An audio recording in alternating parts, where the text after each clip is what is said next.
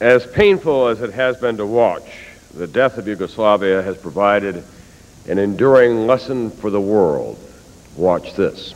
Having established the UN's right of access, Morion set off back to his headquarters in Sarajevo. A crowd gathered. Some were thrusting letters into our hands, some were asking us to contact people, and then it was wind up the engine and move forward. And I remember with these things, they lurch. And it lurched. Nećete za godinu otići, godinu dana ja sam iz moje kuće. Hvala Americi, ali može ona nama da pomogne davnih dana, ali neće niko. Nećete otići. Ne može, ne pobjeći će.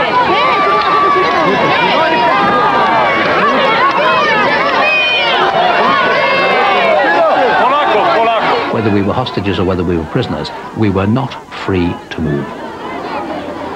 But the demonstration was not quite as spontaneous as it appeared. I had sent a coded message to our commander. It read, "Hold Morion in Srebrenica until he guarantees the safety of our people there." For 2 days, Morion was held in the post office. He had to escape. So he said to me, "Have you got a flag?" I said, "Yes." "Got a UN flag?" "Yes." He said, "I want a tannoy. Anyone got a tannoy?" So a tannoy was produced. So the general was on, general with his, 40 Davidoff cigars a day type voice, and he booms into this tannoy. "I deliberately came here, and I have now decided to stay here in Srebrenica. You are now under the protection of the UN forces." He decided to stay. Now, we all thought we were prisoners, but the general turned the tables, and they applauded. Accepting the Peabody Award, executive producer Brian Lapping and the series producer Norma Percy.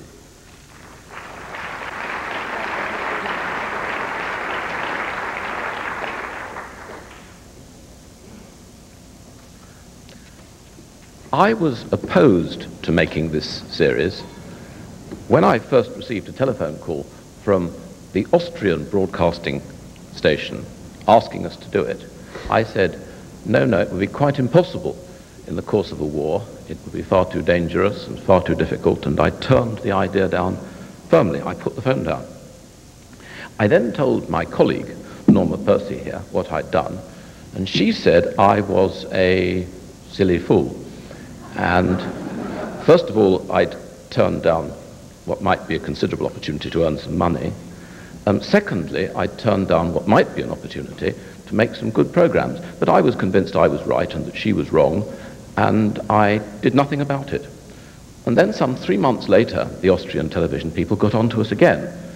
Only this time I felt I couldn't ignore what Norma had said, and so we set about the slow and rather difficult process of making the programs. And I have to say that during that process, I spent a substantial part of the time believing that I had been right, and that Austrian television and the BBC and the Discovery Channel and the substantial number of other broadcasters who had backed us had all been wrong. And there was a time last year when I was really convinced we'd been wrong. Not only were the programs so confusing as to be unintelligible even to us, but the world at large didn't want to know about Yugoslavia. It was simply a dead story. And had we succeeded in getting those programs on air at that time, they would have been a complete flop. Fortunately, the mess the programs were in was so great that we had to keep working for many months longer than we had intended, and then a great good turn was done to us by the Bosnian Serbs. They took United Nations soldiers hostage. That brought in the United States government actively and NATO bombing, and suddenly people got interested in the subject. And so, insofar as anybody deserves to be thanked and praised for this, it seems an odd thing to say, we have to thank and praise the Bosnian Serbs. The series was actually made by a group of people who've been working together for a long time. Director Paul Mitchell came from Boston to work on our series, The Second Russian Revolution, 6 years ago. and he's been with us ever since. He just finished the 6th special program on how the Americans brought peace to Yugoslavia at Dayton, and go out later this year.